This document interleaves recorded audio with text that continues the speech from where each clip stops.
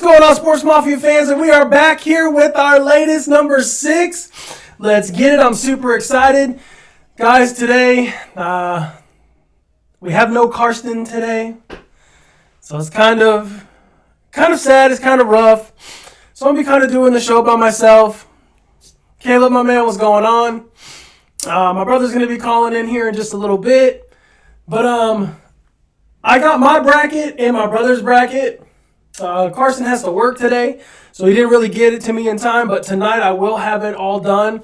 He said that he's going to call me and let me know after work. Wyatt, man, what's going on, bud? Yeah, Wyatt, if you want to call in right now. Call me. Call in right now. I want to ask you a question. Call in. Go ahead and call in.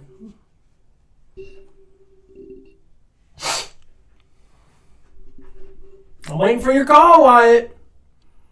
This is my little nephew, Wyatt, by the way. Yeah, we did a baseball segment last show on Sunday. Uh-oh, here he is. All right, guys, we have my buddy, my friend, my little nephew, Wyatt, on the phone. Wyatt, what's going on, bud? What's up? What are you doing?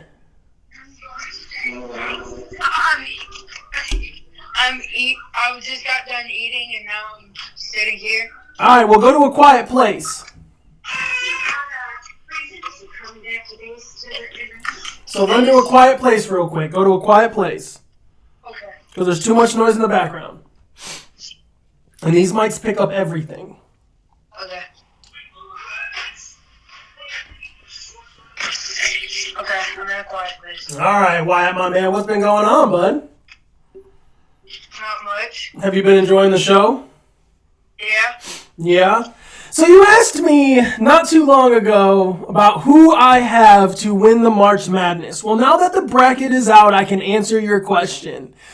And the reason why I couldn't answer your question at the time was because of two reasons.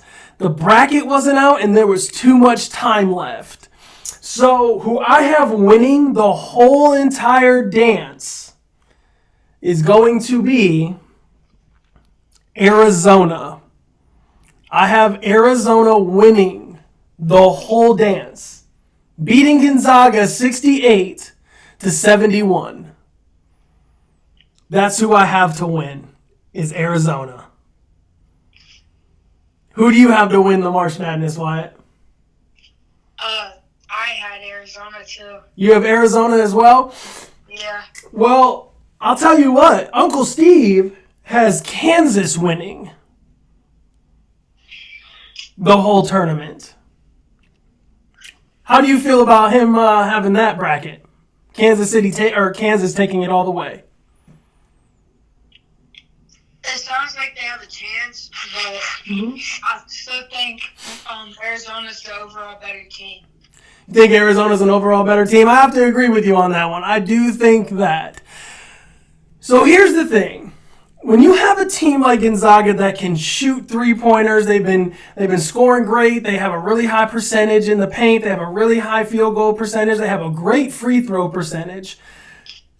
Do you know who my sleeper is? No. Take a wild guess.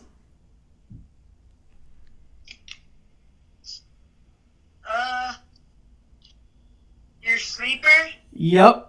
It is the number 7 and number 10. It's between San Francisco and Murray State. Out of those two teams, who are my sleeper? Who's my sleeper? Probably Murray State. I have Murray State going all the way to the Final Four. Just because of two reasons. Number one reason why I have Murray State going so far is because that they are favored by so many sports analysts and college analysts. That's the only reason why I have them going so far. Other than that, I've never seen them play a day. How's Kentucky looking in March Madness? Kentucky's not looking too bad. I'm not 1,000,000% sure if they won their conference, but I do believe Kentucky is going to go to the Sweet 16 and lose against Purdue. That's just my predicament. Or no, I'm sorry. My predicament is Murray State's going to beat Kentucky. That's what mine is. Steve, my brother's, is Kentucky is going to lose against Purdue. So Wyatt, how's everything going, man? How's basketball and football? Good. Basketball season's over, and we're just starting up weight training for football. Okay, all right. What position are you playing? I'm not for sure yet. You're not for sure yet? No. Well, all right. Well, Wyatt, my man, I really appreciate you calling in, bud. What do you want to say to the viewers? Subscribe if you want to watch more Sportzmafia. I appreciate it, my little man, and I will see you next week. Wait, is it next week that mom and dad are getting married? Is it next week? I think it's next week. Yeah, it's next week, Friday, Saturday. So I'll see you next week. All right, see you next week. All right, my man. Later. Later. That's my little guy, Wyatt. He's my little nephew. He's a big, tall boy. You guys might see him in one of these one day. On a college jersey. You never know. You never know. So, hold on. Let me tighten this. It's a little loose. I'll do it later. All right, guys. So, we're going to hop right into this. I'm going to take Karsten's mic. And I'm going to set it up, and I'm going to tell you guys about my bracket and what I have going on. My brother will be calling in here pretty soon. So, let's get to it, guys. All right. Let me get Karsten's mic up. Let me flip it. I should have done this already. All right, whatever. We'll just do it just like this. Some malfunctions, guys. All right, man. So right here, we got everything going on. Gonzaga versus Georgia State. Boise versus Memphis. Gonzaga's number 1, Georgia State 16. We have Boise State at number 8, Memphis at number 9. We also have UConn at 5, New Mexico State at number 12, Arkansas at 4, Vermont at 13, Alabama at 6. Number 11, they haven't really got what is going to be the next one. Who is going to fill that number 11? It could be, I think it's between Rutgers and Notre Dame. So as soon as that comes in, we'll let you guys know. Hold on one second. Brother's calling in. What's going on, Steve Kelly? What's up, Dave Kelly? Nothing, man. Just hanging out. Just had some little malfunction going on here in the studio, but that's okay. So we're over here and we're talking about the bracket. So we're going to go through our brackets real quick. I'm going to tell everybody the teams and what they're sitting at. And then we're going to go ahead and talk about the teams and the reason why we picked them. How's that sound?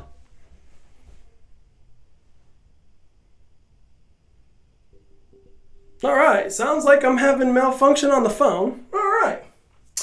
So, guys, I have Alabama at number 6, number 11. Not 100% sure yet on who's going to be in there. Then we have Texas Tech versus Montana State University. Montana's 14. Texas Tech is at number 3. Then we have Michigan State at 7. Davidson at 10. Then we have Duke at number 2. Then we have Cal State Fullerton at 15. Sorry, I had to cough. Whew. Fullerton. Then we have Baylor at number 1, Norfolk State at 16. Then we have North Carolina at 8, Marquette at number 9, St. Mary's at number 5. Number 12 still hasn't been filled in just yet, but we'll figure that out as soon as Thursday, I believe it is. Number 4 is UCLA. Number 13 is Akron, Ohio. Number 6 is Texas. Number 11 is Virginia Tech. Number 3 is Purdue. Number 14 is Yale. Number 7 is Murray State. San Francisco at number 10. Then we have Kentucky at 2 and St. Peter's at 15. Now, if we move over here to the South and the Midwest, we have Arizona at number 1. Number 16, we don't know if it's going to be Bryant or Wake State just yet. Number 8, we have Seton Hall. Number 9, we have TCU. Houston at number 5, UBA at number 12, Illinois at 4, Chattanooga at 13. Then we have Colorado State at number 6, Michigan Wolverines at 11, Tennessee at number 3, Longwood at 14, Ohio State at number 7, Loyola Chicago at number 10, Villanova at 2. Then we have Delaware at 15. Then we have Kansas at number 1. Again, guys, they don't really know who's going to be that number 16 seed just yet. But then we go on to San Diego State, number 8, Creighton at number 9, Iowa at number 6, Richmond at 12, Providence at 4. Then we got South Dakota State at 13. We have LSU at number 6. Iowa State at number 11, Wisconsin number 3, Colgate at 14, USC at number 7, Florida, Miami, Hurricanes at number 10. Then we have Auburn, number 2, Jacksonville State at number 15. All right, looks like we're getting some people chiming in real quick. Wow, Dave, great setup. Thank you. Look at the poster on the wall. Yeah, that's my favorite. Michelle Kelly is saying Gonzaga. Who's your bro got to win it all? My brother, Steven. Who do you have to win it all? I think I put Kansas on there, didn't I, Dave? Yep, Kansas. He's got Kansas taking it all the way. Who's that asking? Caleb.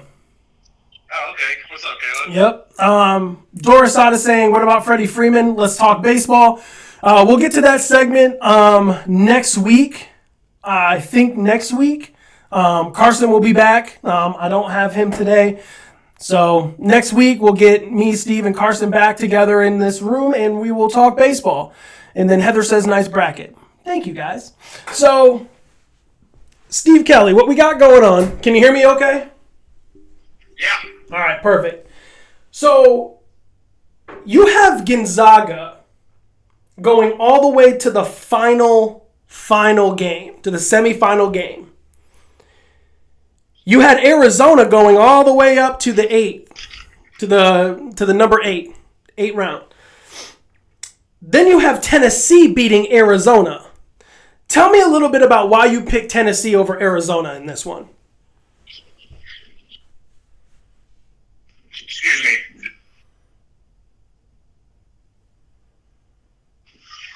Well, the reason why I picked them is because I just think Tennessee kind of got screwed, and maybe they've got a little bit of a chip on their shoulder.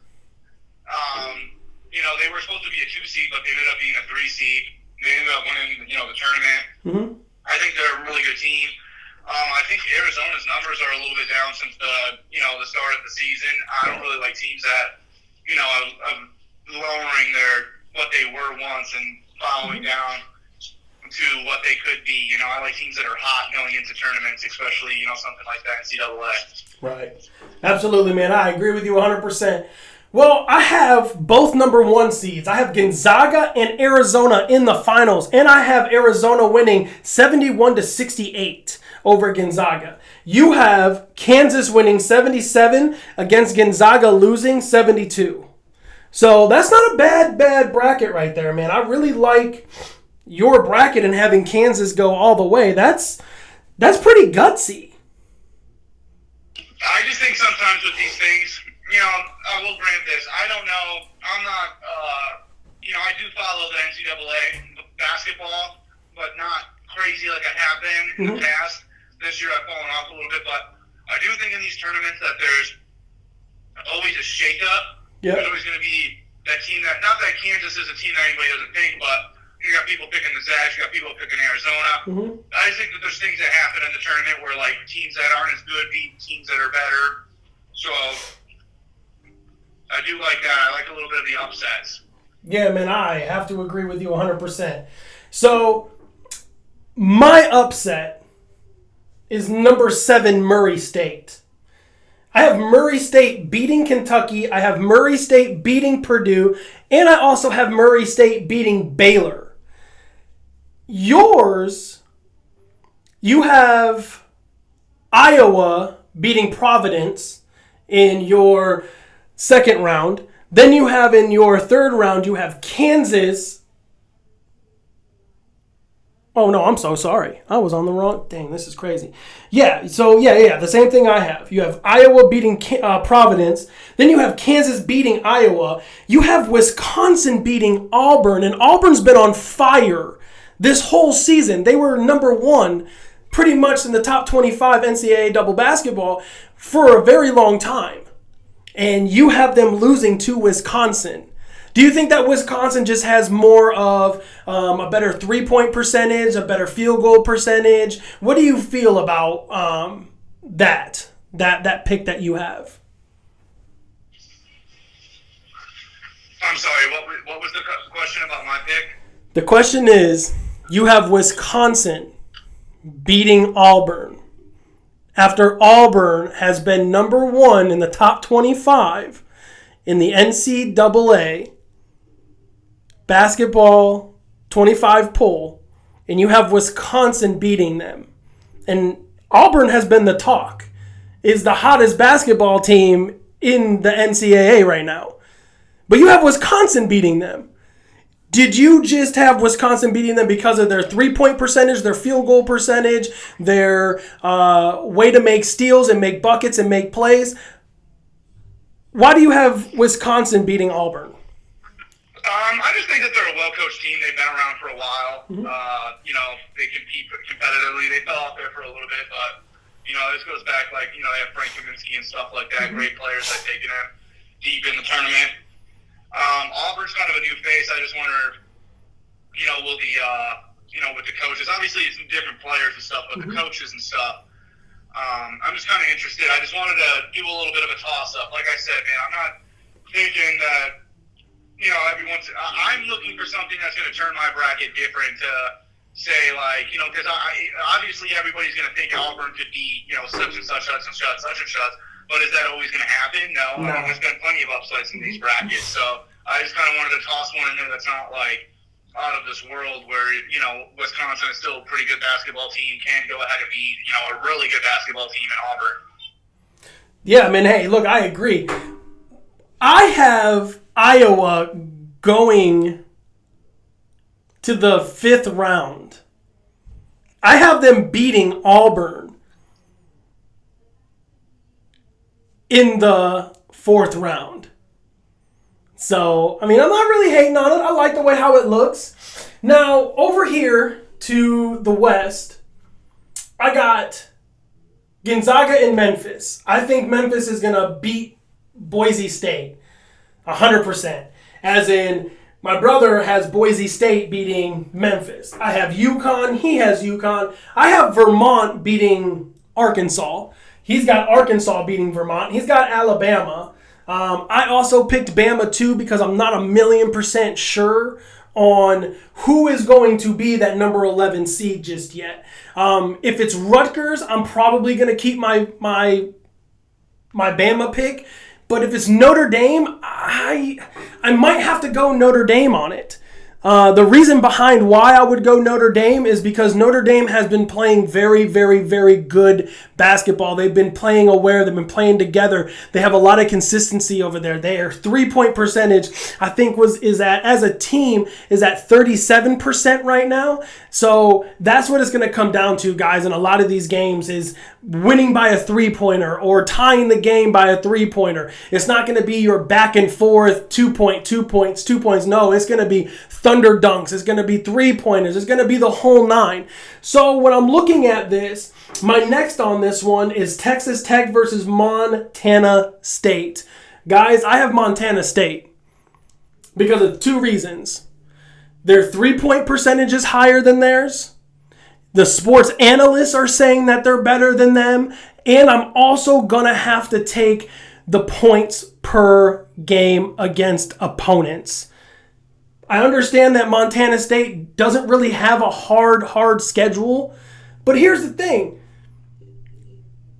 Texas Tech has lost against some of these colleges that are on their schedule. They lost against Georgetown. Georgetown isn't even on here. We're normally used to seeing Georgetown constantly on this bracket, but they're not on it this year. So I picked Montana State because Montana State has 69.5 average per game for opponent, as in Texas Tech has 71.4. So that's the reason why I went with Montana. My next one is Michigan State versus Davidson. I got Davidson. My brother also picked Davidson. On the next one, this one's a no-brainer. It's Duke. We both picked Duke. Unfortunately, it's a no-brainer. Why in the world would you not want to root for Coach K at his last game to make him go all the way? A lot of people are actually putting Coach K at the final straw in order for them to win. That is cool and all, but I just don't see this team that Coach K has right now being able to win the game. I really don't see it. I do not see Duke taking over at all. I see them going to face Gonzaga in the fourth round, but I don't see them beating Gonzaga in the fourth round. Just because Gonzaga's three-point percentage is a lot higher than Duke's by 5%. That 5% can do a lot. I've been studying all night, guys. I've been looking and watching and seeing what I can come up with. Steve Kelly. On the next one, we have Baylor versus Norfolk State. Steve, you went with Baylor. I went with Baylor. That's like a no-brainer, I feel like. Absolutely. The next one, North Carolina and Marquette. I went North Carolina. You went Marquette. I see North Carolina beating Marquette, and I see North Carolina beating Marquette by 5. What do you think that the final score is going to be, North Carolina versus Marquette? You have Marquette to win. Yeah, I got Marquette winning that. Yep. On the next one, we got St. Mary's versus a nobody, because we don't know who it's going to be just yet. My brother's got St. Mary's. I'm probably going to go St. Mary's as well on this one. Yeah, I don't care who's playing. St. Mary's is a well-coached basketball team. Yes, they are very well coached. They're very dominant, if I can say. They're very dominant team. UCLA versus Akron, Ohio. I got UCLA. Steve, you also have UCLA. Texas versus Virginia Tech. You have Virginia Tech. I have Virginia Tech. You have Purdue. I have Purdue. You have San Francisco and versus Murray State. You took San Francisco. I took Murray. Then down here on the bottom, you have St. Peter's versus Kentucky. We both picked Kentucky. Guys, all in all, our brackets are a lot of difference. Is a lot different. Because here's the thing. I can't see Vermont losing to Arkansas. I can't see it. That's my biggest sleeper, is Vermont. My biggest sleeper is Vermont. Going over to day number 2, round 2. Gonzaga versus Memphis, I got Gonzaga. Steve also has Gonzaga. UConn versus Vermont. He picked Arkansas to beat Vermont, so he's got Arkansas beating UConn. As in, I got UConn beating Vermont. Then it goes Bama versus Montana State. I picked Bama.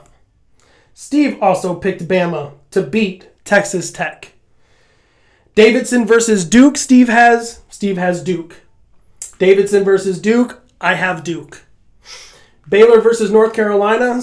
I have Baylor. Steve also has Baylor. UCLA versus St. Mary's. We're both going St. Mary's. Virginia Tech versus Purdue. He has Purdue. I also have Purdue. Murray State versus Kentucky. I have Murray State beating Kentucky. I have Murray State beating Kentucky by a blowout of 5 points.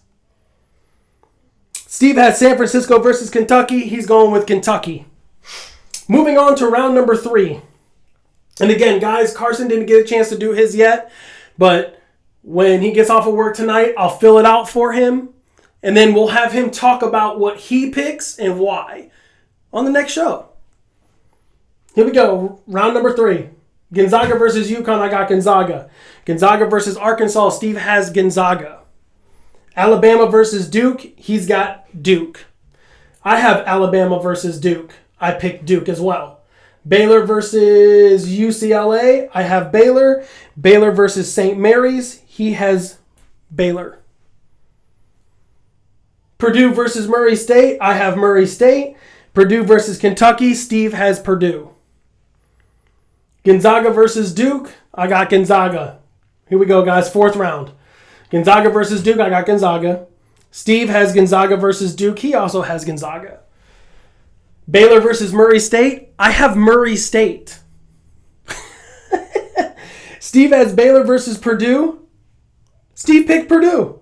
Gonzaga versus Murray State, Gonzaga.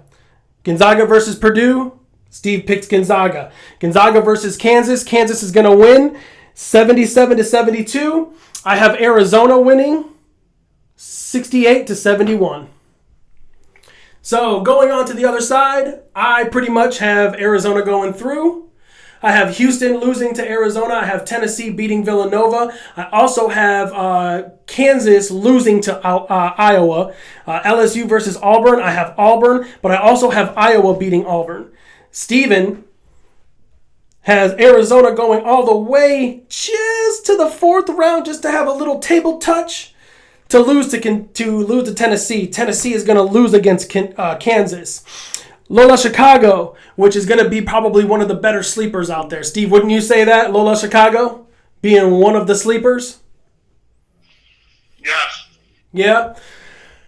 So, guys, what's super crazy about the South and the Midwest is that I have Colgate beating Wisconsin. I couldn't sit there and look at Colgate and say, wow, their 3-point percentage is super high. It's better than Wisconsin's at the moment. And Colgate is shooting 37% while Wisconsin is shooting 34, I believe. So I had to go with Colgate just because of the opponent's game, pretty much. Because Colgate right now is at 65.7 and Wisconsin was at 66.1, I believe. So I went with Colgate just because of that statistic. So Colgate's going to lose against UCLA, while Miami, Florida versus USC. USC is going to lose to Miami. Auburn is going to take it against Jacksonville State. I actually had somebody try to tell me that Jacksonville State was going to beat Auburn. But, hey, look, that's your opinion. If you want Jacksonville State to go ahead and beat Auburn and be one of the biggest upsets of probably in all of March Madness, then fine, go right ahead. That's cool with me. I'm super excited about that. If Jacksonville State's beat Auburn, there's nothing we can say besides congratulations. Because then they're going to lose their next round. Down here, Steve's got Seton Hall to beat TCU, as in I have TCU to win. I also have Illinois beating Chattanooga. I also have Colorado losing to Michigan, as in Steve has Colorado State winning against Michigan. He also has Tennessee winning against Longwood, as so do I. I have Lola Chicago losing against Villanova, as in Steve has Lola Chicago beating Villanova. Villanova will then lose to Tennessee in the 3rd round, which hints Tennessee beating Arizona in the 4th. Then he has Kansas beating Wisconsin. LSU is going to beat Iowa State. I also have that as well. I just see Iowa going far. I wanted to put them at the finals and have them win the finals. I just can't see it happening with the 2 number 1 seeds on the west and the south side being the number 1 that they are and having their 3-point percentages so high, their field goal percentages so high, their turnovers so low, but their turnovers on defense is super high, plus their fast break points are super good too. They're like 15.4 a game. So that's 15 points that is answered after a turnover. Their fast break, which is super cool. It's awesome. So I couldn't put anybody else but Arizona and Gonzaga to win it. As in, Steve took Kansas, the number one Kansas in the Midwest, to win the whole thing against Gonzaga at the number one. So, let's go over here, guys, and let's see what we got going on. AZ over Tennessee all day. Kathy Anderson says, why not Gonzaga going all the way? I actually, on my other bracket that's on my phone, I have Gonzaga going all the way just because of two reasons. Is because I feel like that Arizona could lose to Tennessee, but Tennessee is going to lose to Iowa. And I couldn't give it to Iowa. So I had to give it to Gonzaga when it came to the semifinals on the very, very last day of April 2nd. So I gave it to Duke. I wanted to give it to Iowa. I just couldn't give it to Iowa. They could consider they have the number one draft pick. Who has the number one draft pick? Love you, big guy. I'm watching at the store. Aw, thank you. My heart is with Duke. Yeah, I wish I could say the same thing. I know it's Coach K's last year, but I got to go with Arizona to take the whole thing on the show, guys. It's my protection. My protection bracket is what I like to call it. Because if I said some of the weird, crazy things on here, everybody would be ripping on me. So, on today's subject, guys, we're going to talk about March Madness. We got about another 30 minutes left of March Madness. Then we're going to hop into some football. We're going to do a little bit of baseball talk, not too much. But we are going to do about some big stories, a lot of signings, the whole nine. Then we're going to talk a little bit about basketball. But football is going to be at the 8 o'clock mark. Caleb says, I don't know basketball, but I'm still listening. Getting ready for fantasy baseball. You know, man, I haven't played fantasy baseball. I've only played DraftKings. But I do know that fantasy baseball is a lot different than every other sport. You have to have starting pitchers, relief pitchers, closing pitchers. You have to have first base. You know what I mean, man? You have to have so many things, and my brain just cannot follow all of it at once. I mean, fantasy basketball was a lot for me to do, just because it's so much. It's a lot. Football is just easier for me to do, but I was thinking about doing a fantasy basketball thing, but I just joined fantasy baseball for the first time in a keeper league. It's going to be insane. Yeah, man, dude, just wait. It takes a lot of your time up. A lot of your time. Steve Kelly, you still there? Yes, sir. So, have you played fantasy baseball? I did it for a season. It wasn't really my thing. You did fantasy basketball too, though, right? Yeah. Okay, cool. It wasn't my thing either. So, tell me this. What do you want to talk about as far as the March Madness? Because I want to ask you a couple questions. What is going to be the biggest highlight of this March Madness? Is it Coach K? Oh, yeah, sure, Coach K. You know, it's going to be emotional with him, but I really do think Tennessee's going to do some big things. You think so? Yeah. Okay. I'll look at Tennessee going far. I have them going to the 5th round and losing against Arizona. Billy, our friend Billy, actually said that Tennessee's beaten Arizona already, which is true. But I just feel like personally that Arizona is not going to lose again. They're just not. There's just no way that Arizona is going to lose a second time to Tennessee. I mean, Tennessee's lost a lot of pretty big games against a lot of tough teams. But everyone has to understand is that everyone that is from the 9th seed or the 1 seed all the way to the 9th seed has super hard brackets, super hard schedules. The others, like number 16, number 15, they just throw those in there for easy wins, which I don't agree with. I agree with the best of the best play. Who's ever in the top 25 should get the opportunity to come in and play, as in the others that are in their top division get allowed to play as well. I do believe that. But looking at this, like, for instance, Cal State Fullerton, I don't even know where that college is at. I know it's in California probably somewhere, but where in California? I don't know that. I've never heard of that college before. Every other college on here, I mean, Montana State I haven't heard of, but now I'm glad I do know. That's pretty much it. Bryant and Wright are the only ones that I have no idea about. So those are the only four that I've never heard of. So, Steve Kelly, what do you take from Gonzaga? I think they've got some pretty good players. I do like the homegrown guy, the 7-footer. Yep. He's pretty versatile. I would really like to see Purdue and Gonzaga go up against each other, just because it would be the battle of the big men.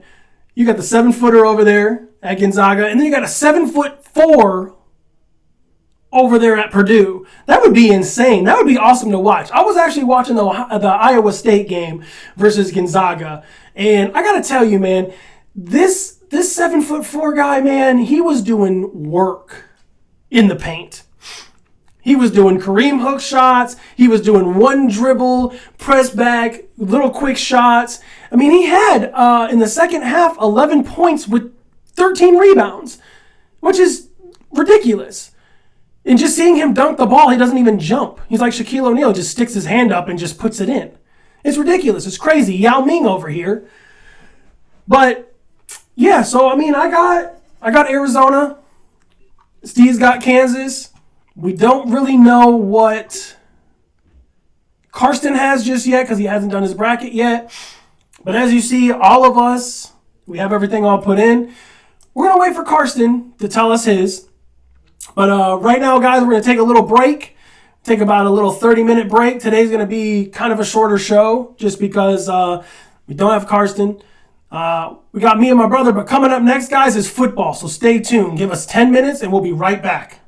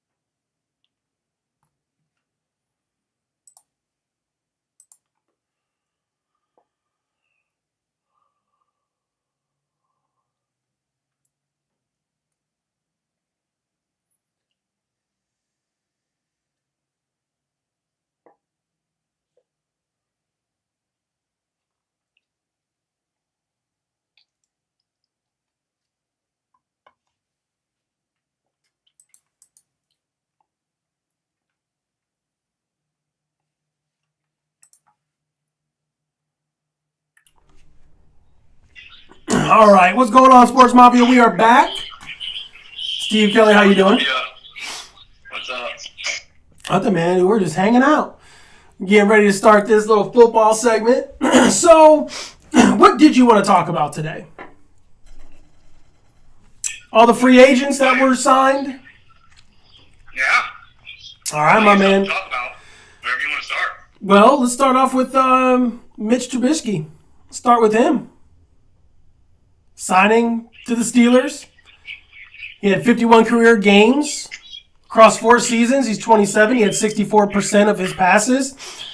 10,609 yards passing with 64 touchdowns, 37 interceptions. What can you see the Steelers doing with Trubisky after he's only been backed up quarterback for Josh Allen?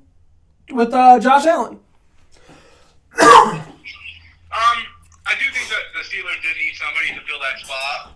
Is Trubisky going to be the guy? I'm not 100% sure, but I do think with him being on the team, it does give them somebody who's feasible at quarterback. I'm not sure if he's a franchise guy yet, but with that being said, he is coming to a better scenery. He's coming to Pittsburgh. There's a lot better defense. I do think he's got similar type weapons, better running back. But I do think the defense is a lot better than what it was with the Chicago Bears, and that could definitely improve, him as being a starting quarterback. Yeah, man. I mean, for him sitting out for a full year, I don't think it's a good place for him to start, is at the Steelers. They do need a quarterback, and they need one badly. But to pick up Mitch, who didn't really do anything with the Bears on his 4th year, I mean, they had to go and pick up Andy Dalton. They went and got Nick Foles. They picked up Justin Fields from Ohio out of the draft. And then Trubisky they just let him go. And then the Bills got that opportunity to pick him up. Now, playing behind Josh Allen, I can see where maybe he got a little bit of good advice from a great top 5 quarterback. But for him to go to the Steelers, I mean, they don't really see to me as a threatening team with Mitch Trubisky in. I do not see them being a feared team. I don't see them to be a team that is reckoned with, I should say. I just don't see them being that squad. What I do see is them having a winning season, but I do not see them being a potential playoff team. We also have DJ Chark that just got picked up by Detroit. Steve, how do you feel? How do you see? What do you think of this pickup for our Lions? Personally, I like this pick a lot. I think it sets up a lot for us. Not only does it open up money for us next year if he's not good, but it also opens up potential for us to sign him long term if he is good. It gives us the chance to franchise tag him if he wants to leave with us. Excuse me. It also gives us the opportunity to sign him to a long-term deal. And I do think that this deal is more of a prove-it deal. It's definitely occurred at, both sides. It's a pretty friendly deal for both sides. Caleb, I agree. The cap with disincentives. Yep. No, I will say this. It depends on what Detroit can do throughout the draft and for the rest of the free agency. If they can pick up a couple pieces, you've heard me say this, you've heard me say that, but when I talk about Detroit and change of scenery and they get new guys, I'll talk about them being good for a decent amount of time, but they tend to always show that they're jackbutt, 6 months in, a year in, and you can kind of tell, this is going to be the same team. I just feel like it's a little bit different with this team that we have right now with the people that are in the front office, the coaching. I just think that everything's going to come together. And I do think that with the pieces that we've acquired, from the Matt Stafford trade, it's going to go really good for us. I do potentially seeing us targeting oh my gosh, I had the hiccups, I'm sorry. A wide receiver could possibly fall to us in the second round at the top of the round because we do have the second pick on the second day. And I do want to say this real quick. Guys of Stephon Diggs, Allen Robinson, DK Metcalf, Scary Terry. I talk about him often. I like Scary Terry. Those all are day 2 draft guys, second round guys, and those are starting NFL wide receivers. Those are number ones in the league today. Detroit has an opportunity with how deep this draft is at defensive pass rusher, that guys are getting bolstered up. Quarterbacks are flying up the ranks. Now you're seeing wide receivers fall down. O-linemen are climbing up the ranks. I think that there's going to be a decent opening on day 2 to grab a stud wide receiver who was supposed to be a day 1 guy and slipped into that second round. And I think Detroit has a perfect chance to land him on day 2 with the second pick. And it could honestly, think about this. I know people don't want to talk about Detroit. I only got a couple. We'll talk about it for a couple more minutes. But think about, DJ Chark, T.J. Hawkinson, Amon-Ra St. Brown in the slot. And for those Georgia fans out there, how about a guy like George Pickens on the outside to seal the deal with Pickens, Chark, Hawkinson, and Amon-Ra St. Brown? I think that would be a pretty good offense. I'm not a big Swift fan. I'll tell you that right now. I'm not a huge fan on Swift. But I do think that there's plenty of running back bell cow guys to grab later in the rounds. Yeah. Well, Caleb asked a question, is Jared Goff the guy? What do you think, Ed? I can answer after you. No. I don't. I'm going to disagree with you. Tell me why. All right. So here we go. I'm going to name you a list of quarterbacks, and it's going to be who would you rather take. Okay. Okay? Everybody else feel free to participate if you'd like. Who would you rather have? Baker Mayfield or Jared Goff? Baker. No, I would take Goff. Who would you rather have? Jimmy Garoppolo or Jared Goff? Jimmy G. I would take Goff. Who would you rather take? Jared Goff, even Tannehill. Even Ryan Tannehill. I would take Goff over Tannehill any day. Okay, well, Tannehill ranks over higher than both those quarterbacks. So you answered my first 2 questions that you would take Goff over all 3 of those quarterbacks that we just named. With that being said, all 3 of those quarterbacks are supposable starting quarterbacks and actual franchise quarterbacks on NFL roster today. So, see, but I have to disagree, though, because Goff didn't do anything last year for us. Hang on. It doesn't matter. That is a horrible roster. Horrible roster. No. To do what he did in the last 6 games, to go 3-3 with that roster, and to go into the season so that they're not going to lay down, just because it puts a little bit of a, fire in the locker room going into the next season. It shows guys that maybe are free agents. The reason maybe why we got a DJ Chark is because he saw the Dan Campbell way and the way that he's going to keep going. I do think that you can put a team around this Jared Goff guy and he can produce. Look at what happened with the Rams. He took them to the Super Bowl. My personal opinion on why they may be stretched away from him is because he was more of not a down-the-field passer. The Rams wanted to change that after they played the Chiefs, and they wanted to get to that down the field, like launch it down just like how Patty does, Josh Allen, all those sorts of guys. And that's why I think they let Jared Goff go and went after Matt Stafford, a guy who can really get the ball down the field. And for the Rams, their roster was not in a we have time to wait for this guy to become down the field passer. Their roster was we need this quarterback and we need it now. Mm-hmm. That's what they needed. And look at what happened. They went out and they won the Super Bowl. I think that now Jared Goff, he's got a little chip on his shoulder. He's got something to prove. There's a lot of noise. There's not only noise about him, but there's noise about the team. I think that underneath certain players and certain people is enough to light a fire underneath their butt and drive them to go and just keep playing and play at a high. I'm not saying a high level. I'm talking about think about what Carson Wentz did this past year, but I'm not talking about how situations he's going to fail. He's going to exceed in situations. 27-8 touchdown to INT ratio. He does that. That's great numbers right there. That's great numbers. That's what he's had numbers like that playing with the Rams. Now, Detroit does need. I do think they need another safety. But I do think the secondary is feasible. But the biggest thing about Detroit is they need to get up front. They need guys that can put pressure on the quarterback. They don't get any sacks. They are getting a guy named Giuliano or Romeo Arquara back. Sorry, that's his brother. Who had 10.5 sacks, not last season, but the season prior to that. And we missed him because he had a season-ending injury. 10.5 sacks is pretty big. Mm-hmm. We just signed Charles Harris back.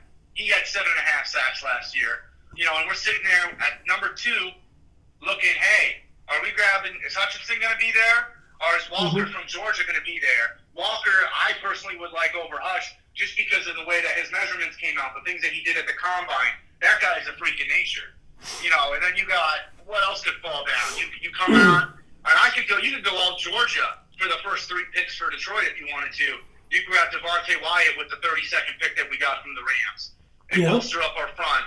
Now we've got, 2 good defensive tackles. We did draft. I forget what the defensive tackle is that we drafted last year, but he's good. He got, he was stand out. Our offensive line, there ain't nothing wrong with it. We've got, possibly a future Hall of Famer and what is his name? Sewell or dude, I can't think of the offensive guard or not offensive guard, left tackle we just drafted. I think it's Sewell. Yes. I'm almost positive that's who it is. Well, he's a stud, man. So here's the thing. Caleb is saying Goff all day over Mayfield. He's saying Jimmy G over Goff. He's saying Goff over Tannehill. But then he goes in to say Goff is in the same spot as Baker this coming season to me personally. Perform or pack your bags and prepare for the second string position. Now, I will say this. I have to disagree with Goff being the better quarterback out of all 3 of those. Tannehill, yes. But Jimmy G, absolutely not. Jimmy G literally took the Patriots, played phenomenal, went to San Francisco, played phenomenal. Jared Goff only did it 1 time with the Rams. Tannehill hasn't had the opportunity. Baker is still young. Baker is still trying to get the understanding of the game. And Baker is trying to figure it out. Does he need to be with Cleveland? No. I get that he's only 6 foot and he can't see over the damn line. But I gotta say, Baker is better than Goff right now. Goff hasn't shown anything to prove that he is worthy of a starting quarterback for the Detroit Lions. Maybe now, with some of the receivers who we're picking up, with some of the offensive linemen that we have coming back. But still, I just can't see it right now because Goff has literally took us, 0-9? It's just about where you finish. It's not about where you start. And I do know that the record is going to carry on through because of the first games. But think about 3-3 to finish off the season with a god-awful roster. Amon-Ra St. Brown turns it up. I think he was a top 5 receiver in the final 6 games of the season. He was, yeah. That's pretty dang good. I do think that there's some, like, when this team is healthy, they're gonna get Jeff Okudah back, who they did say before he tore his Achilles. He was having a phenomenal camp. So I mean, there are players who are going to come back. I could be wrong. This could be the same old Lions. It's just a shitty organization, but I do think since they cleaned house, it might be better. But I do also want to go ahead and move on from the Lions and not bore everybody. We should talk about the Broncos and the AFC West division. We're going to get to that in just 1 second. So Caleb is saying the OBJ drama in Baker last season showed me enough. He's not a leader, and he's not able to perform with OBJ, Chubb, and that elite defense and that amazing O-line. Baker had more than Prescott did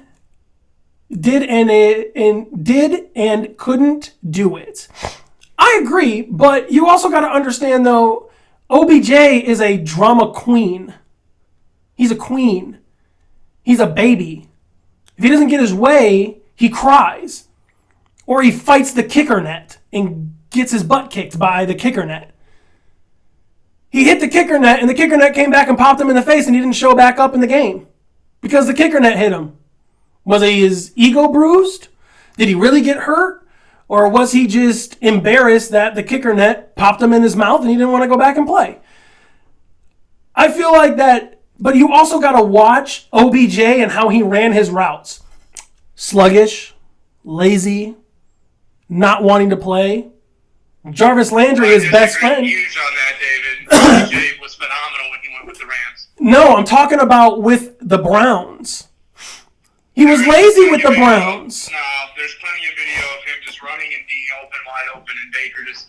Jarvis Landry even said it. He's just being lazy. All right, here we go. This is the better question, Steve. You ready? Who's crazier, Antonio Brown or Odell Beckham Jr.? Who's crazier? probably. All right, let's be honest. Let me go back and let's rephrase this real quick. I'll put this in a better perspective for you. Obviously, it's Antonio Brown. Yeah. But is Odell honestly crazy because he has passion for the game? Because he gets upset when things aren't going his way? Because he may be a winner at heart if he was on losing teams? Does that make him a diva? Does that make him... No, I feel like that's passion for the game. I think that media goes ahead and they're going to go and put the output, whatever media wants, and they think that's going to sell the story better, media's going to get it. They don't want to hear this guy, he's so passionate for the game, he's all pissed off. No, Tom Brady already has that title. That's Tom Brady's title. They need that. They need the diva. They need the villain in the league. Notice it's gone from Josh Gordon, then it's Odell, then it's it's always a receiver. Think about that. They always put it on when a guy's got a big mouth because receivers do big things and they're guys who are on the TV the most. So I feel like they can attack those guys often and get those guys on the camera. Yeah, but the most humble people are the ones that put it out there on the field. Mike Evans, Justin Jefferson. I mean, Tyreek Hill, you do not see them going to the press or freaking out on the sidelines. I mean, Tom Brady just started to do that last year. You sure do. All those guys do that stuff, man. Yeah, but no, not as much as what Odell was doing. Odell tried to break the kicker neck. Okay, that's because cameras were on him. How many times do you think a camera might not catch another player yelling at another player for a split second and they put the camera over there and they just missed it or something? Yeah. Like, how many times do you think that's happened? I guess... Everything on the field, they're just catching these moments and running with them and saying, oh, this is good media, let's run with it. So Odell is played as a victim, as a diva, as this, as that. The real person, if you want to ask me, that's Antonio Brown. That guy is absolutely insane. Oh, yeah, that's why I got him up on my wall. Because he's crazy. I mean, he's twerking in the damn end zone here against the Redskins. But Caleb is saying legendary quarterbacks could control AB. Manning could control OBJ. Baker couldn't handle good talent. The minute OBJ... legendary quarterback, Tom Brady's legendary quarterback, he had Antonio Brown living in his own house, and look at what happened with AB just recently. Yeah, but but why did AB go off the map? That's the better question. Why did Antonio Brown really go off the map? Was it because he was literally one touchdown away from getting a bonus? Because he was 8 receptions away from getting a bonus? Because he was 100 and something yards away from getting a bonus and they weren't throwing him the ball? Is that why he got mad? Or did he just get mad at Tom Brady? I mean, that's the better question. The last minute OBJ left, he performed. He performed because he went to a winning team. The Browns are a winning team. Yeah. You could stick a different quarterback on that team and they would win games. Antonio Brown hasn't had 100 yards receiving since 2019. Then in the Super Bowl, or the playoffs, he gets 100 yards receiving. That tells me and shows me that OBJ is a lazy route runner. That's what it shows me. That you're just plain lazy.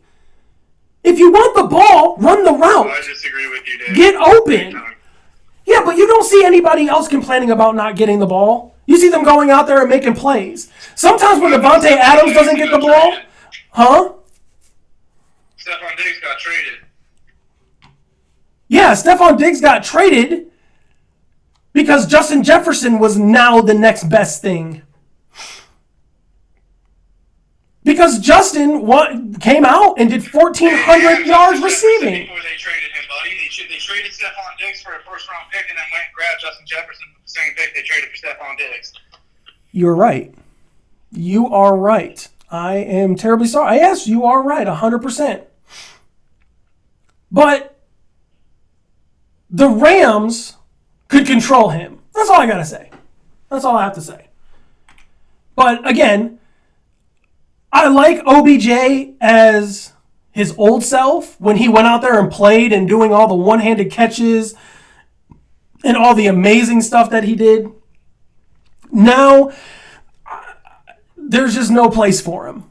I mean, I have his rookie card sitting around here somewhere. It's a rookie auto, and I'm almost tempted to rip it up and throw it away at this point. Just for how much I'm just disgusted with his attitude. Just like Juju Smith-Schuster. I mean, all these guys, I mean, what happened to the humbleness? What happened to coming in and just playing the game? That's all I got to say. Steve Kelly, moving on. CJ Jackson, who'd he signed with? JC Jackson. Yeah, who'd he sign with? JC Jackson. You said CJ Jackson. Oh, JC Jackson. Sorry. He signed with the Chargers. How many years? 4. 4 years, Maybe yeah. 5. How many? 4 years. Mm-hmm. Yeah, 4. I thought so. He had 25 interceptions and 158 solo tackles. He's played with the Patriots for the last 2 seasons. 2020 and 2021. I think that the Chargers are going to... Yep, Caleb, you took the words right out of my mouth. I think the Chargers are going to go to the Super Bowl now this year. That was my pick. You heard me say it on the... that's what I want to say. You heard me 3 weeks ago. I told you the Chargers have $46 million to spend. I told you that they're going to spend big bucks. I told you that they're going to be a good team. I said this on the show a long time ago before they got these people. Day one. I am sticking by Day what I'm one. going to say. I do think that they are going to light some eyes up, but I do also want to say this. That division is no cakewalk. Nope. You know, the Broncos, you know, even with after all these signings, very well could possibly end up with the best roster in that division. Also, the Kansas City Chiefs very well could be a third place team in that division, which is crazy to say for me to even roll off my tongue. I think that Kansas City is going to be a number 2 or number 1. If you watch the battles that Kansas City and the Chargers have had in the past, Yeah. it's gone back and back. They've gone back and forth. Yeah. Now, you're going to tell me that they go ahead and they add what they were probably missing with some defense. And not only did they add it at one level, but they added it at 2 levels. And they added 2 of the best guys possible that they could grab. Possible out there. I mean, Mac wasn't even an option at one point, but they got the top-rated corner and probably a top-5 rated rusher in the league, pairing him up with another top-5 rated rusher in the league. That's a recipe for success. That's a recipe where teams aren't going to know what to do. They're solid at linebacker. They've got really deep at linebacker. Yeah. They've got Derwin James, J.C. Jackson, and Nasir Adderley in the secondary. Mm-hmm. Not only that, but they've got the man Justin Herbert, who's not only shown that he's fully capable of throwing touchdowns and not many interceptions, but he's capable of winning games.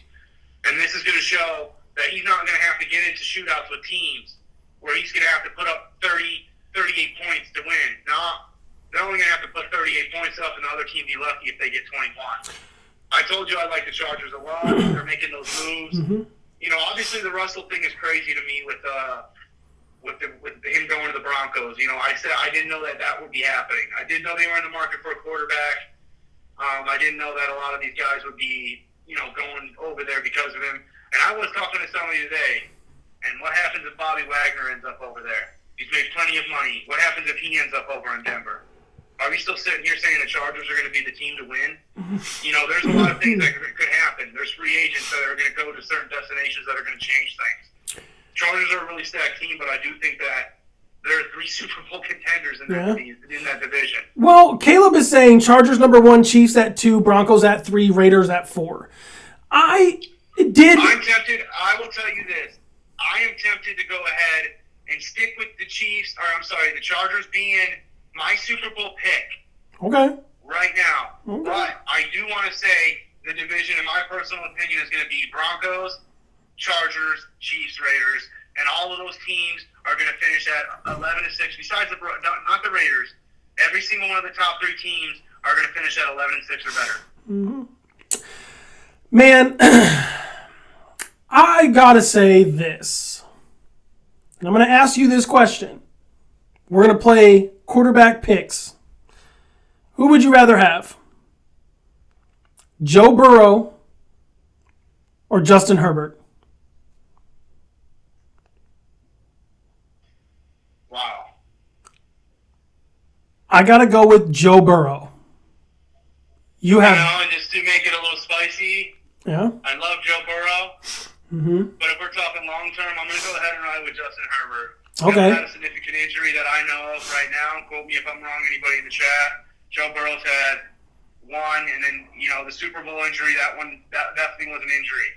Yeah. So, for health and that kind of purposes, with the Chargers having a left tackle who's actually really good, I do think that I would maybe take Justin Herbert at this very moment in time. I just, I do think that Joe, the reason why the Bengals are good is because of Joe. I don't know. It's just so tough. Just give me Herbert. I'm done thinking about it. I don't want to try and convince myself. I'm going to go Herbert. You win Burrow. Let's make the show fun. Patrick Mahomes, Josh Allen.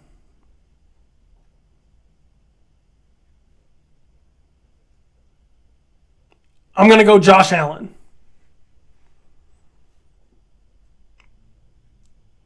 Steve, who do you have? Patrick Mahomes or Josh Allen?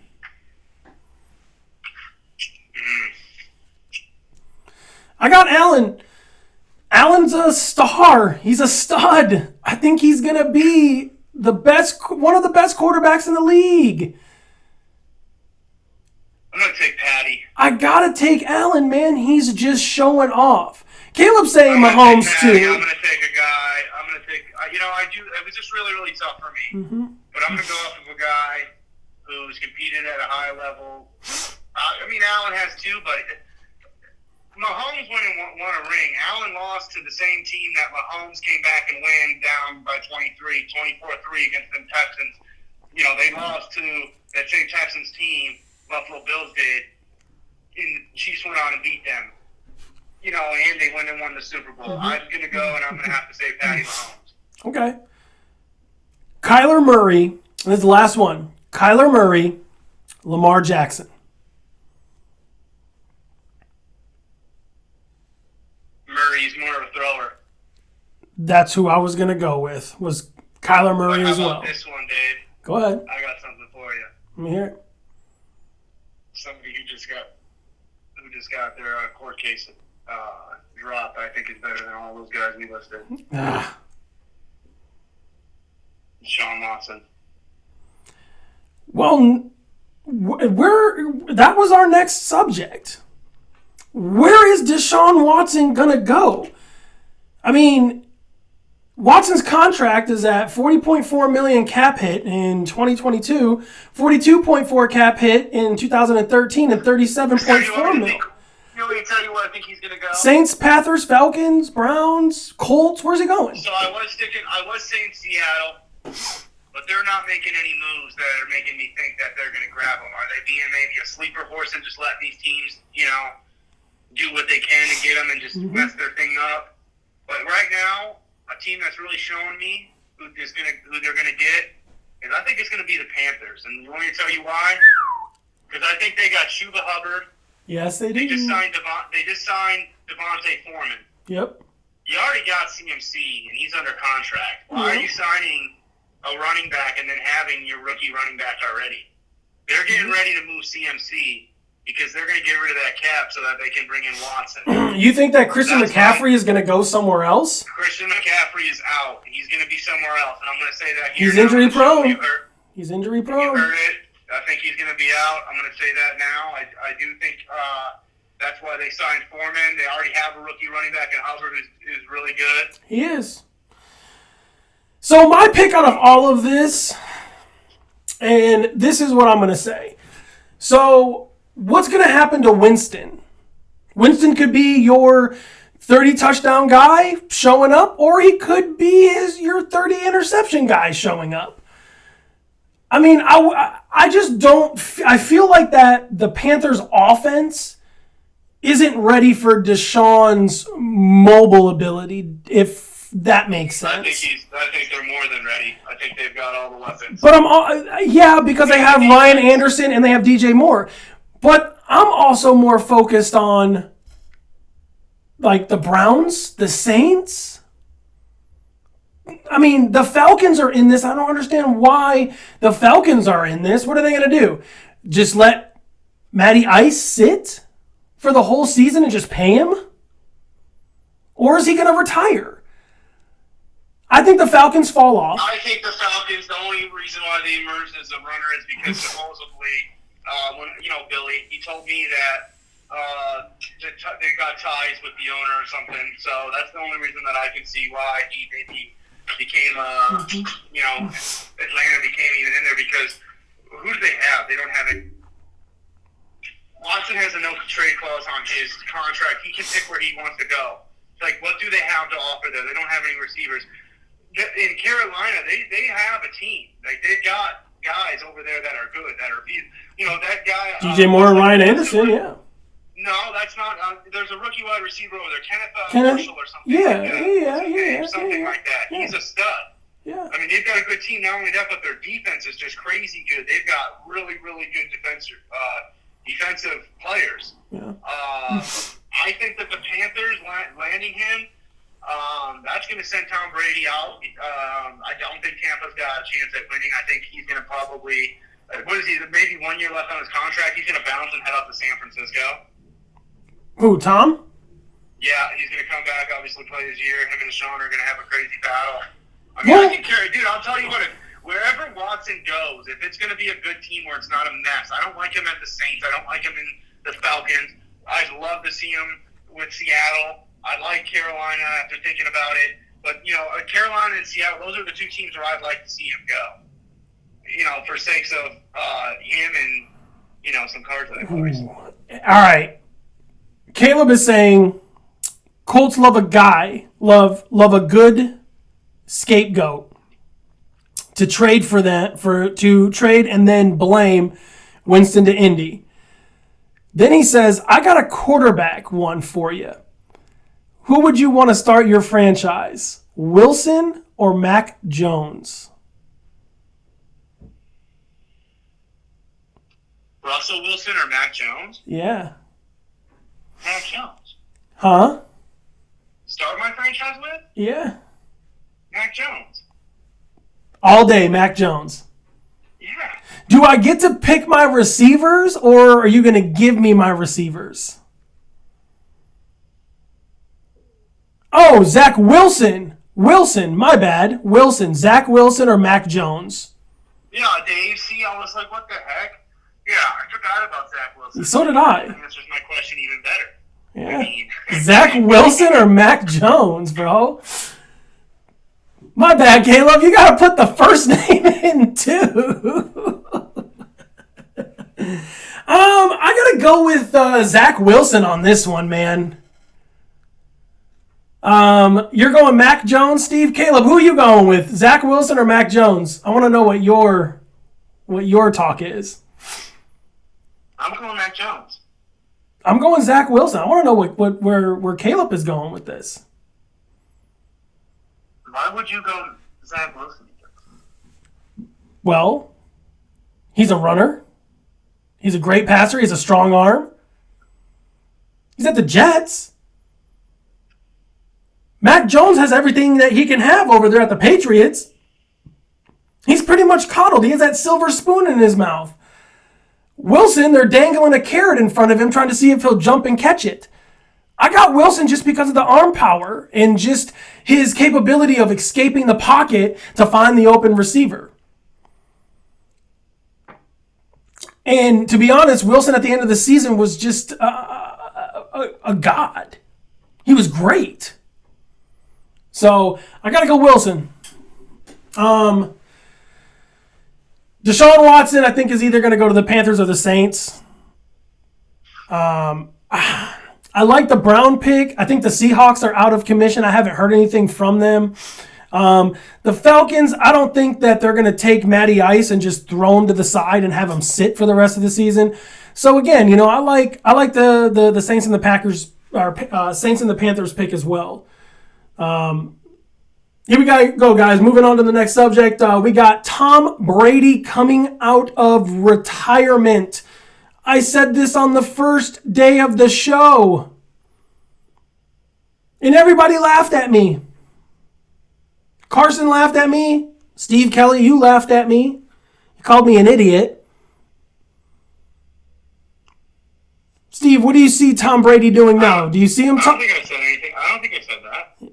Well, you didn't call me an idiot, but yeah. So Tom Brady is back.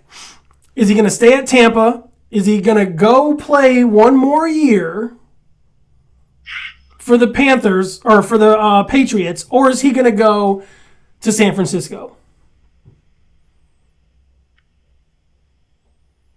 I think he's going to stay at Tampa. He's out to San Fran. You think he's going to San Fran? Where's Jimmy G going to go? I couldn't tell you. I don't have a place for him. I think the only reason why Tom Brady came back was because Aaron Rodgers signed that 3-year deal with the Packers. I think that's the reason why he came back. That's the main reason why he came back. As soon as he signed that contract and Brady got a whiff of it, Brady said, hey, I'm coming back.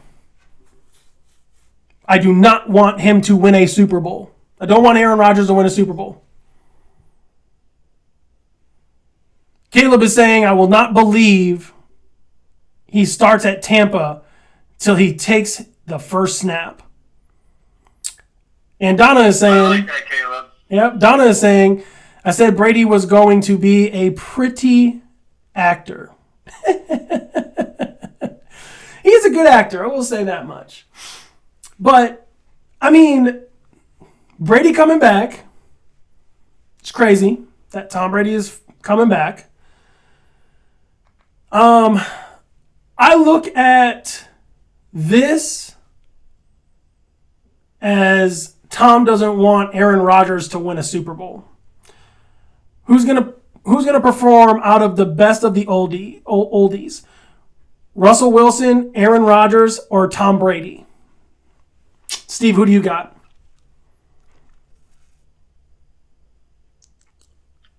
Brady.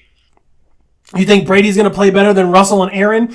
Guys, I don't like Aaron Rodgers. Oh, you said Russell. I don't know, man. You know, that's kind of a tough toss-up. All those guys are going to do pretty good. I like Russell going somewhere. I want to know if Russell's descending or not, but yeah, I'm going to stick with Brady going to be the best because I don't even know if Devontae's going to be with the Packers, but I know what I do got with Brady's roster with the Tampa Bay Bucks. Yeah.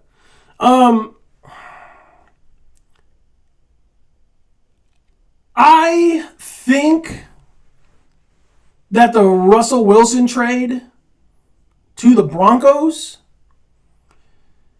do I think the Broncos are going to have an opportunity to make the playoffs? Yeah. Do I think that they're going to go farther than the first round of the playoffs? No. It all depends on if Davante Adams stays in Green Bay. I personally do not believe that he'll stay in Green Bay because Rodgers just took all of that money. I say pay Davante Adams, find some money. You got to find it somewhere. Pay him the money, cut some players, fulfill his bid, and pay the guy. Tom Brady, that means that wherever Brady goes, Gronk is going. Gronk almost signed with the Bills. Is what I heard, is that the Bills were looking at Robert Gronkowski.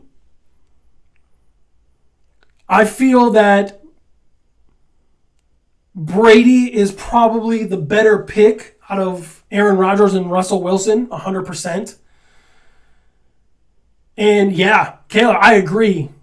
Aaron really did screw Green Bay big time. Real bad. How does that person feel that oh my gosh. Oh, I was just about to bring that up too, Donna. Oh man. And Donna said, whoo-hoo. How does that person feel that paid $500K for Tom Brady's last touchdown ball? It'd still be valuable, but he's going to be a little angry about it. The way how I feel about that, if I was the guy that bought the $500,000 football, I would be trying to figure out every shape, way, and form to call Brady and say, hey, man, you owe me $250,000 for this ball. Like, Straight up, bro. Like, you owe me $250,000 for this ball, or I'm literally going to freak out. Like, he paid $500,000 for this football. I guess you could say the price. Yo, this is funny. Caleb said, I guess you could say the price deflated after Tom came back. Man, Steve, what would you do if you bought that football, man? I think I would be calling up Tom Brady and saying, hey, man, give me the $250,000 that you owe me for this damn ball. What would you do in this scenario?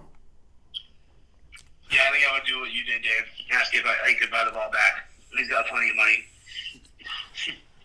Yeah, not for... I'm sure the guy who also bought the ball for $500,000 has plenty of money too. I mean, who's buying a ball for $500,000? Yeah. You know, they've got plenty of money. That's pretty obvious. Yeah. I would be pissed, but I think I would just keep it. I think I would keep it, to be honest. It's already lost at that point. Yeah, I would probably just keep it. Caleb is saying, dude needs to become a celebrity and try to get interviews to make money. That I agree. Get on ESPN or Dr. Phil. He's going to need some therapy after that. I agree. Donna says there's definitely a uniqueness to the ball. I don't think there's another case like it. No, I don't think anybody paid that much for Peyton Manning's ball. I don't think anyone paid that for John Elway's, Troy Aikman. I don't think anyone paid that for Drew Brees. I would honestly I would just do what Caleb said. But actually, I mean, I would really do what I said. I would go knock on his door and say, give me my $250,000, bud. I'm going to sit out here all day long. I'm going to yell, scream. I'm going to make it until you write me that check. Actually, I don't want a check. I want cash. So, moving on. Steve, you got the Chargers to win the Super Bowl, right? Yeah. I'm going to tell you my pick. There's a lot of teams out there. But I think that the Washington Commanders have a good shot as well. What? Yeah, they have a good shot. Not to win the Super Bowl, but an opportunity. You said that we're picking Super Bowl contenders. Who is your Super Bowl contender? Because it's not the Commanders. No. I'm going to go with my guys. Are you ready for this, Steve Kelly? Is everybody ready for this? Yeah, go round two with it, Dave. Hurry up. I am actually going to go with the Arizona Cardinals. All right, Dave. That's a better one. I think That's what Arizona... you're going to stick with because once it's in the ink, it's in the ink, as you told me when I was doing my bracket earlier. It's in the ink, bro. I got Arizona. But I really want to say the Washington Commanders because of who they just signed at their quarterback. Their defense is all coming back healthy. Their wide receivers are looking great. That's the whole season. Their running backs are looking great, man. You'll be in 3 casts by the end of the season. No, I don't think so. I think Washington has a shot. I think they have a better shot than the Chiefs, almost. What? Yes. The Chiefs fail. They're choke artists. They played it down together. And you're going to tell me that they're better than the Super Bowl Chiefs? Well, I mean, I kind of wanted to go with the Bills, but I got Arizona just because D-Hop is coming back healthy. The Bills, that would have been great. Yeah. I like the Bills. But my two teams, Bills and Arizona, unfortunately. If the Lions do it, congratulations. I'll be super happy. But I mean, Arizona, all the way. So, but all right, guys, we're going to go ahead. We're going to sign off. 1.5-hour show. Number 6 in the books. Number 6 in the books. It was a good one. Yep, it was a fantastic one. Guys, So you want to end off with that note on the Washington contenders and stuff? I mean, we don't have to. That's cool, dude. Point to that, and we can end up on that. Well, guys, all right, so we have our March Madness up. Me and Steve did our brackets today. Mine is right here. Steve's is here. I also got Karsten's on the very top because he's taller than both of us. We will have him fill in his... He's taller than you? Yeah, dude, he's like 6'2", 6'3". Yeah, he's taller than you. Yeah, stupid boy. I'm just saying because I knew it because you're short. I wrote a paper a long time ago, guys, saying that I wanted to be tall. I gotta go, Sportzmafia. All right, Sportzmafia. Good show, guys. Take it easy. All right, later, Steve Kelly. All right, guys. If you haven't already, like and subscribe. Turn on notifications. I normally have my boy Karsten here. Today he had to work, unfortunately. I wish we could have had him on the show, guys. I missed him. He's a really, really, really great analyst for us, too, as well. This is episode number 6. I really appreciate each and every one of you guys for tuning in. Yeah, so we got Karsten's on top, mine in the middle, Steve Kelly's on the bottom. Again, guys, I got Arizona winning.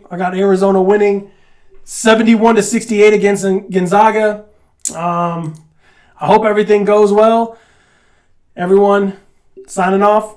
Talk to you all soon. Thank you all so much. Remember, guys, like, subscribe, turn on notifications, keep commenting, guys. This is why we do this. And do me a big favor as well. Tell your people if they want to have their voice heard, this is the show to do so. Commanders versus the Chargers Super Bowl. Caleb, bro, I love your enthusiasm. I love it, man. Caleb, man, thank you for tuning in every week. Donna, thank you. Heather, LaDonna, everybody, thank you all for tuning in every week, guys. We're going to go ahead and sign off now. Remember, guys, tell your people. If they want their voice to be heard, go ahead and put it in here. Thanks, guys. Sportsmafia out.